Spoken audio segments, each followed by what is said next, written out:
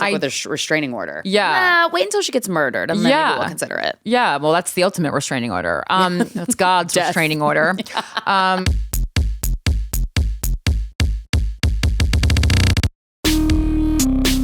Welcome to Guys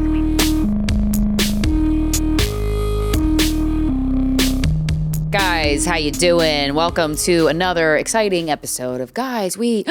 What? It's the Anti-Slut Shaming Podcast. I'm Corinne Fisher. I'm Krystyna Hutchinson. Welcome to the show. Friday, November 14th. 8 p.m., Crown Hill Theater in Brooklyn, New York. You are going to be at Slutsgiving. It is a love letter to our listeners. It's the only live show that we're doing in the year 2025, and we have a lot of crazy stuff planned for you. If you've ever seen us live, you know we get wild, and if you haven't seen us live, this is the perfect time, baby. Mm-hmm. Absolutely. And if you have a non-perishable food item, we are doing a big donation to a local food bank after the show. I mean, probably like the next day. So bring that with you if you are able. If you are able, we know it's already a lot to buy a ticket to the show and make it out, but anything you can bring would be appreciated. And it's going to be an excellent night. Mm-hmm. If you want to email us, it's sorryaboutlastnightshow@gmail.com. This subject line says attempted cheating / sexual assault with a pregnant wife at home. Why are men like this? Hi, ladies, longtime listener and Luminary subscriber here with a situation I would really value both of your perspectives on. This guy, we'll call him Brendan, married my friend Maddie about 5 years ago and quickly became part of our circle. That was your first mistake. Over time, accepting him. No boys allowed. Mm-hmm. Over time, he grew especially close with Jared, who's engaged to my best friend, Jane. Jane and Maddie are also close friends. So the four of them, Brendan, Maddie, Jared, and Jane, do a lot of together as couples. Okay, I'm following. Now, here's the situation. Last weekend, Brendan made a pass at Jane. Ew. For context, Brendan has always given me bad vibes. At Maddie and Brendan's engagement party, he once grabbed my waist lightly and whispered, "Hello there." Yo. First of all, that's not even a good line. Hello Shut there. Up. Hello. So someone saying hello there is so He's about to kill you with a knife. repulsive. Yeah. Was he smoking a pipe and wearing Hello there, Missy. Hello there. Those are nice ankles you got. That's just like someone who thinks he has game who has zero game. In my ear, his head basically in my neck crevice. Ew. At first, I thought it was my own boyfriend trying to spook me.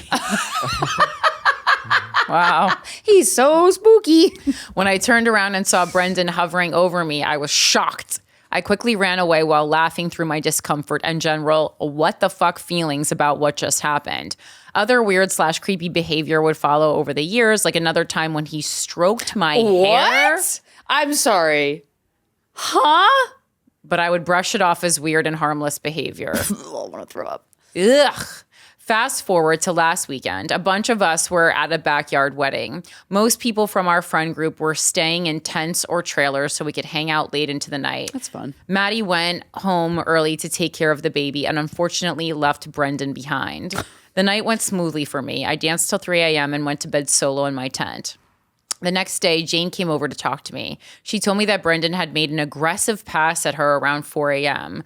They were the last ones up. She was getting ready for bed when he blocked her from going into the trailer, asking her to go on a walk. When she refused, he led her to the other side of the trailer and brought up a memory from a year ago.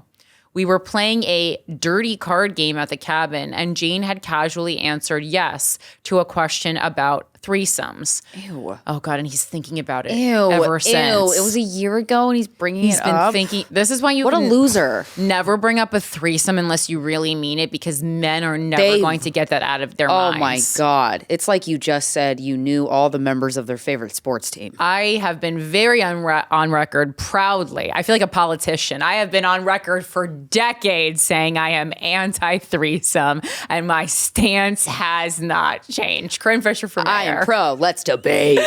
Brendan told her he couldn't stop thinking about it for this entire past year and that it turned him on. Men just be telling you shit that they know you don't want to hear. Yeah. Yeah, I mean, it's a threesome for me, not for you. You do whatever the fuck you want. Just don't fucking talk to me about it. Invite me. Tell me details. Jane made an excuse to head back inside the house for a bit, then waited until Brendan was gone before going back to the trailer where Jared was sleeping. But when she opened the trailer, Brendan was sitting in the dark waiting for her. Oh my God. Oh my God. Wow. He startled her so badly she screamed. Brendan laughed, then tried to pull her onto the bed, wrestling and groping Oh my God. her while acting like it was all a joke. Also, when men laugh at women being scared, that's a huge red flag. Yes. I just got the willies when you read that in the email. Jane managed to push him off and went back to the room where Jared was sleeping. Yo, she should have screamed and woke everybody up and made a real big problem. Yep. I would have purchased one of those megaphones. I would have woken the entire neighborhood up, and I would have said exactly word for word. I'm gonna make a real big problem in the moment. Yeah. The next morning, Brendan texted Jane saying he was, quote, on another level last night. The rape one? Yeah, but didn't acknowledge what he had done. He stuck close to her during cleanup, sitting down, not helping, and casually chatting. To me, it seemed like he was testing whether she'd say something. Of course. Yep. Jane eventually told me everything. It was hard for her to open up because she has experienced something similar in the past with her sister's much older boyfriend. Oh, gross. Poor girl. It was evident that her past trauma had resurfaced while retelling this experience. She was shaking and crying. I told her I'd support her no matter what, but I thought Jared needed to know for the sake of their relationship and the fact that they are getting married, and Brendan would have been in the wedding party. Yo. Well, she also should just, your partner should just know because you did nothing wrong and something bad happened to you. And you want to confide in your person. Yeah. She agreed and told him. Jared said he would confront Brendan, and if Brendan didn't tell Maddie himself, then Jared would. Good. They are planning on that's a man, baby. They are planning on talking to him when he gets back from a week-long golfing trip. I am also incredibly disappointed in Jared's reaction to finding out what Brendan did to his partner. Yeah. He was supportive of Jane and told her he believes her over and over again, but seems to not have any anger about what happened. That's weird. Well, he said he would confront him. Yeah. People handle things differently. Guys are different with emotions like that. Yep. I realized. Just because they don't get heated doesn't mean they don't give a shit. And often, unfortunately, the guys who get heated, it's like very performative, toxic. Yeah. I'm going to punch you in the face. Totally. And it's not great. Yeah. There's a middle ground there. Yeah. Like, I'm not overly emotionally reactive about things. Like, that doesn't mean I don't care. Yeah. You know? It's just, whereas I'm here fucking livid at this person for putting my friend in this position when where she has to decide whether or not to break Maddie's heart. I mean, she's not breaking Maddie's heart. It's Brendan, but yeah, okay. And also, I don't want to be the bearer of bad news, but let's hope Maddie reacts the way you want her to, because maybe her heart isn't broken and maybe she sides with her partner. Oh, that happens a lot. And then they ain't your friend anymore. You know, if you want to be allergic to the truth, do it over there. I love that you think she's a good woman and a good friend, and that she's going to react the way you want to, and I hope she does. But she does, baby girl. Don't be surprised if she doesn't. I think Jared is trying to think of a way where he can still, because also like, think of it. Some people just do things like, you know, react in a way of like, what is going to fuck up my life the least, and unfortunately, like, it's easier to replace a friend than it is to. I mean, this girl has a child with him. Yeah, she's gonna have to do custody. She's gonna have to go. I mean. Yeah. Yeah. So just keep that in mind. I think Jared is trying to think of a way where he can still be friends with Brendan, which I simply don't understand. I just want there to be some consequences for this awful man. There will be. Who put my friend through unnecessary pain. I also feel like the other girls in the friend group who get drunk around him should know. Yes, 100%. And I unfortunately also think, because of all the terrible things that happen in the world and all the information that we have, like, some people might hear the story and go, like, not think it's like serious enough, like not think it's bad enough. Yeah, because like there was no actual penetration or like anything like that. So just, like, unfortunately, we lived in such a fucked up world. I need you to actually rape the person for me to go, oh fuck. I mean, that's what the cops think. Yeah, exactly. With a restraining order. Yeah. Wait until she gets murdered, and then maybe we'll consider it. Yeah, well, that's the ultimate restraining order. That's God's restraining order. I don't want to embarrass Maddie in the process, but I do feel like that that they should know to be careful if ever alone or in a vulnerable state around this man. I mean, yeah, someone you can't be drunk around is someone, in my opinion, you can't be around, period, heart stop, end of friendship. Why are we hanging out with 100%. This guy? Especially because of all the things, like all that the things you told us over the years, and I'm not putting this, the burden on you, but like all that stuff, I would have flipped the fuck out if he touched my hair like that. Years ago, I would have flipped the fuck out. If I've never had anybody, I've had a stranger touch my hair, and I did flip the fuck out, and it was a woman. If it was a man, I'd punch you. Yeah, I hate when people touch me. I have been sworn to silence about this, so thank you both for having a safe space to vent. Here is a visual. There. Wait, who? Oh, that is Brendan with holding the hand of his pregnant wife, as they're both looking at their other younger daughter. I mean, you guys need to get it. I'm not putting the burden on you, but you guys need to get better at seeing what a fuckboy looks like. Is that guy? The fact that someone procreated with him is actually crazy. Right, I gotta look at this. Yeah, but like, I'm the one who wouldn't say but I love him. He's not a fuckboy. Oh no! God damn it! My fucking radar sucks. We're gonna have to bleep that. Okay. Can you bleep that, Eric? Yeah. The name she just said. I marked it. Thank you. And make a note. See, to tell I would put Brendan on that spreadsheet. By the way, it's actually funny. So now that we're bleeping it, we can talk further about it. Okay. Not only is that person that I just mentioned a fuckboy, he is one of the most nefarious people to women in comedy that I've ever met. Okay. And I have another comic who you know and respect who will back me up on this. What? Yeah, no, I believe you. You're never wrong about people. No, I know that you don't. It didn't match up with my impression of him at all. Mm-hmm. Fuck, man. Banned from places. What? That is so not the energy I got from him. Wow. Yeah. And I've experienced the energy myself. Wow. Yeah, He's a dark motherfucker. I sense darkness in him, but not in. We have a lot of mutual friends, and I really try to keep a distance from that person. Wow. Okay. No, I will too. Jesus Christ. Like not that I'm around. Yeah. Wow. Oh God. This is why dating is so unnerving, because you just don't know who's a fucking crazy motherfucker. My radar Jesus Christ. Yeah. Okay. Person who wrote us. You said I don't want to embarrass Maddie in the process. To get that out of your stop. Just tell the truth. Tell the truth. If she chooses to be embarrassed by the truth, that's okay. That's her thing. But like, you're not implying that she's anything other than you're just telling the truth. That is insane fucking behavior. It is. If he has not raped anybody yet, he's 100% going to. Every fucking woman listening to this email can probably surmise that. And he's a piece of shit. And I would want my friend. Look, if Maddie knows the truth, and it's up to her what she does with it. There are certain moves where what she does with the truth, if she decides to respect the truth and move on from the relationship or get help or counseling, I don't know, whatever the fuck kind of solution she wants to do, that's dope. If not, if she wants to go the route that Corinne said is possible that she might go, and I totally agree, I can't be friends with you, dude. I can't be friends with people who like don't see the truth. And I get like we're all like blind to our own truths in some ways, but that's too big. That's too big. This man has 2 fucking kids. Ew, disgusting. Also, just energetically, I don't want that fucking energy around. I don't want that guy at my sleepover. Like, having a group of friends where you love them all genuinely and they are all genuinely themselves, it's one of the most blissful gifts that you can get in life. You gotta weed this motherfucker out of your friend group. Yeah, and also like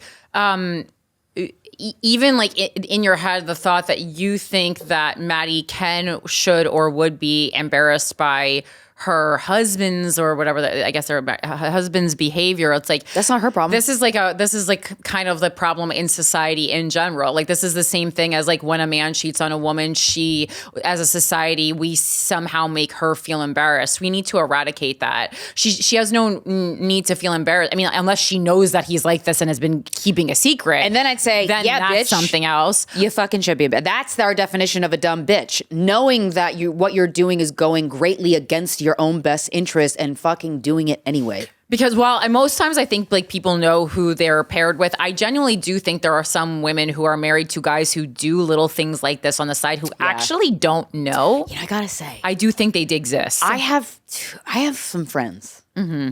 it's just over the years, whose husbands, one hit on me at his wife's mother's funeral. I go, what the fuck? Wow. What the fuck? But like, and I go, that is like the tip of the iceberg. Do you know what I'm saying? Like if that's something they're comfortable doing, think about what's underneath that. Exactly. But the friends, I don't think they don't know. I think they hide that from themselves to make their life easier. So that kind of suggested path you said Maddie might go down, right? Is that one? Yeah, and I think a lot of people do that. And like, you know, again, it's like if your husband's just walking around hitting on people, like that's like annoying, but it's not like he's not sexually assaulting people. This is a different circumstance. Like it's, I mean, he's making women uncomfortable and laughing. Technically, it's not. Yeah, and like the reason why women feel uncomfortable is not necessarily because he's hitting on them. Not in this instance, but like not because your husband is hitting on them. It's because it's your husband and he's married. Like that's what it is. It's weird. No, it is weird. So weird. Men constant. And I also think some of it is like, would they even act on it? Or is this just like men are so often constantly seeking validation? I had a guy. There's a guy. There's some men. There's like a chunk of guys. It's very interesting to me actually. One recently got married. And it was like great, like it's like the lovely, like I saw the photos and it seemed like a really lovely, like they really loved each other. But this guy's one of the horniest people I've ever heard of. Like the way he hits on women, just hits on them. I mean, or like says sexually suggestive things. Not like, will you go out with me or anything like that? Because he's married. But he's just like obsessed with women. There's like a type of guy that are obsessed with women. Adult men who are obsessed with women and obsessed with sex are like they're like so. There's nothing less attractive to me. I'm gonna go out on a limb here. Were they molested? Because like they're a couple. I think that's your empathy coming in. I think they're just pieces of shit, Krystyna. I guess so. I want to know really why don't think they're like that. I think they seek validation and they feel really bad about themselves, and so getting it from women is the ultimate high. Yeah. I think if they were, I think like I know a lot of molested men. They don't act like that. Okay. Yeah, maybe not. But like there's just this like brand of guy that's just so obsessed with fucking everybody. And I hate it. Yeah. It's gross. Yeah. And it also, like, if I know men like that who, if you like just saw them, they are attractive men who act like that. Yes. And I go, it's weird. You literally, God handed you a gift. He just tossed it to you. It was so easy to catch. And you said, you know what? I'm going to actually make life harder by being fucking disgusting all the time. The irony here is if you weren't fucking disgusting all the time, a lot of women would want to fuck you. Mm-hmm. Why are you shooting yourself in the foot? Yeah, that's a big. That one us, always, help you, help us. That archetype always astounds me. It's really interesting. It's very fascinating, and I wish God. Oh yeah, there's a picture. I would love to know what is at the bottom of that, but insecurity is usually. It's also like this kind of like family photo when the person's an absolute piece of shit. Those are my favorite things to see online. Like when an absolute piece of shit. I love when you guys send us photos collabs with their fiance or something who's not in the business, and we're all literally rolling off our couches laughing because we know what a piece of shit unfortunately she's married to. She looks. I mean, I don't know. I can't tell. I guess someone's having a photo, but she looks happy. Yeah, because she's looking at her baby, not her husband. It's true. So that's why she's looking like my that. very first boyfriend. And look at the distance between them. Yeah. There's so much to tell in a photo. My very first boyfriend that like cheated on me and whatever in high school that I was like super into that I lost my virginity to could be twins with this guy. Also, who the fuck shows up to a photo shoot in that outfit? What is that? He's wearing Vans and jeans and a t-shirt that's not even ironed. Like definitely third day You would t-shirt. get that in a package at Target, like 3 for $10. Yeah. Okay, thanks for writing. Let us know how it goes. I want an update on that. If you are in Florida, specifically Key West, at the end of November, I'm in a musical comedy called Florida Man, and that you should get tickets to. It's at the Tennessee Williams Theater. And I have a podcast that I co-host with author Daniel Pinchbeck. It's about psychics, aliens, talking to dead people, transmuting signals from other universes through channelers. It's called Wait, What? And lipstick. There should be another thing. Yeah. And what to wear. The juice cleanse that'll make you share your hands. Wait, what is available now on YouTube? The first season is up. The link is in my bio. And as always, you can join me Wednesdays at 7 p.m. Eastern time on YouTube as I live stream Without a Country. It's a show where we look at the most extreme stories and just like the most important stories of the week from the perspective of the right and the left, and we find the truth in the middle. And we also I do a lot of interviews with no celebrities on this show, guys. Just, maybe a celebrity politician, but I don't like to use that word on the same in the same sentence. But a lot of interesting people working in politics and social issues on the show, and then just deep conversations about what is happening in America and abroad. This Christian nationalism, the rightward movement, a lot of municipal politics, and a lot of domestic violence stories we also cover on that show. So if that sounds like a good time to you, Without a Country, baby. You know that video I sent you on Dax Shepard? Yes. That's insane. He's actually, when you first brought up that post 2 weeks ago, I was like, oh, okay, maybe that is a weird thing to say. It certainly struck me as weird. But I'm like, maybe there's a story behind it where it's not just he's a piece of shit. But this one clip. All these things. Yet. This is Dax. Unbridled arrogance in relationships have always been. Yo. Really? If a man ever says unbridled arrogance in relationships. And not then with that face. And then he just lit. Not with that name. You're trying so hard to not with that resume. Balance the face with muscular arms, and it just doesn't work that way, baby. But a man saying that after saying all the things he's insecure about deeply, you gotta run. Dax Shepard, face card always declines. Always. What are we talking about here? Excuse me, sir, do you have another face? This one's not really working. It's not going through. Arrogance. I guess the man has no mirrors in his house. He must always be sitting Shiva, even though I'm pretty sure he's not Jewish. He looks like a cartoon child in the face. Oh my God. But he has the body of a man. It's very confusing. It's actually, I'm so mad. He has a body of like John Smith from Pocahontas, the Disney version. That was my first a hot love. guy. John Smith and Aladdin. Oh my God. You really love Aladdin. I love Aladdin. That was my first ever fucking, oh my God. Anyway. I like Beast when he was the Beast. Well, so that's why you like James Gandolfini. All makes sense. Yeah, that's a tough face. Yeah, no. So Dax, number one, I'm so fucking pissed because I obviously nobody wants this. Season 2 just came out, and it was already hard, which is Kristen Bell. Yeah. So it was already hard, which was already hard to watch because it's a TV show about guys we fucked. Okay. Somebody emailed us and said, I thought you guys wrote on that show and you just weren't telling anybody. No, multiple people said that to us. No. Oh, I'm not going to watch it. I can't. No, I can't watch it. Well, I mean, it's also what the fuck. I mean, it's also about two chicks. I'm sure Call Her Daddy, but it really is more guys we fuck than Call Her Daddy because it's like the relationship. There's sisters on it who are co-hosting, but I mean, sisters, best friends. That's not hard. Yeah. Yeah. Who wrote that? I gotta see. I'm gonna tell Rick. Alex to watch Cooper. Yo, I was on a Delta flight and there was a still of like a Delta image and I thought it was Alex Cooper. I'm like, this bitch is on a Delta flight? Oh, God. Get out of my life. Oh, God. And give me some of your money. Oh, God, I can't. Hope she's, I know her brand is unwell, but I hope you're well. You are. There's no. Her brand is not well? No, unwell is her brand. Oh. It's the name of her brand. Unwell. I was like, oh, misfortune has struck. No. Not that I want that. I don't want Unwell that for you. is doing very well. Good for her. Good for her. She's a business bitch. But it's great. Yeah, it is. It's funny. Well, and so it's just very hard to watch Kristen Bell on this podcast show now. About our life. Podcast show. Yeah. God damn it. I gotta watch it. It is like it's good. I like it. Oh yeah. Well, at least it's good. Yeah. No, I like it. But I mean, like, because first when people were saying that, I was like, oh, people are being over dramatic. Yeah. And they're which is like they're in our corner.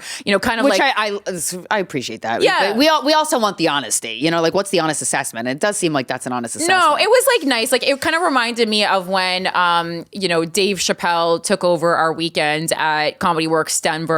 And then our fans started contacting Comedy Works Denver saying that Dave Chappelle hadn't paid his dues in comedy.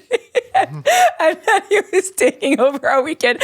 And I had a tweet and I said, I got to be honest.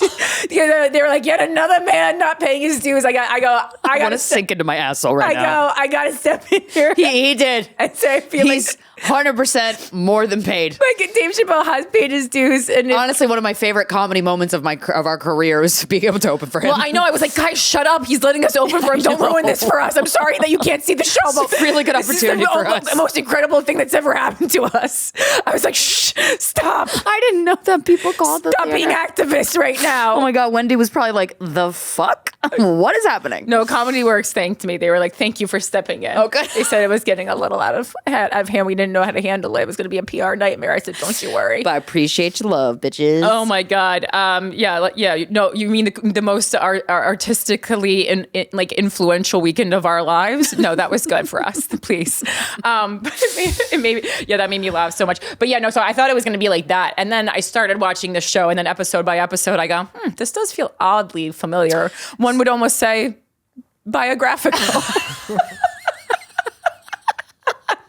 I wrote it myself. I'm gonna clip this and I'm gonna tag all the writers and producers just so they know. Just so you know, we know. Do you know what I'm saying? Yeah. But I was combing through the emails last night, and there's a couple emails that mentioned that show, and I was like, why does everybody mention this show? Yeah. And then one email was just about how this woman, she was like waiting for us to announce that we were television writers because she couldn't believe how similar the show is to us, and I was like, yeah.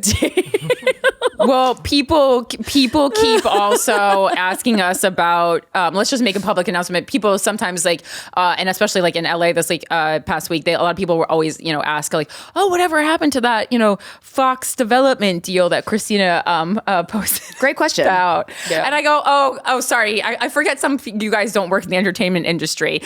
A lot of people will be offered shows. We've had 3+ already. None of them made it to air. Oh. That's just how it is, unfortunately. We've worked on, honestly, probably 25 different show concepts. And we've had pilots. We've had writers' rooms. Yeah. We shot pilots. We got a straight to series deal with Lifetime. Yeah. And they go, we don't want you to be that. And it's no reflection on us. Basically, Krystyna and I are our feed of our friends is just people posting Variety and Deadline articles about shows that will never make it to the light of day. That's just how the industry is, unfortunately. When somebody says something's in production or something, that doesn't mean you're going to see it. It means you have a 1 in 1 million chance of ever seeing that television show on air. Yeah. And I forget, this is just regular to us. So I forget that you guys don't know that, but just totally. You guys are we're not hiding anything. We didn't do anything wrong. We didn't mess up. It's just that's super there's a million people who have had success in different arenas who will go through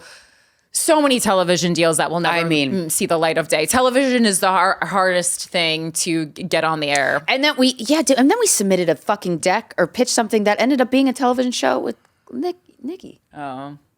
Yeah. I mean, she didn't create the show, no. But we literally had a show with that title. Sometimes something ends up on TV and you go, I think I wrote that. Yeah, I think I submitted that. And I go, listen. Just give me credit. No big deal, but can I put it on my resume? Yeah. That's all I want. NBD. You don't even got to give me money. I knew it was a good idea. That's obviously why we wrote it. Let's get ready for this guest, baby. She is a writer, activist. She's really smart, so we should read some notes before she comes in. I prepared. She's a writer. She's an activist and one of the country's most influential voices on gender and politics. Ladies and gentlemen, please give a very warm welcome to Jessica Valenti.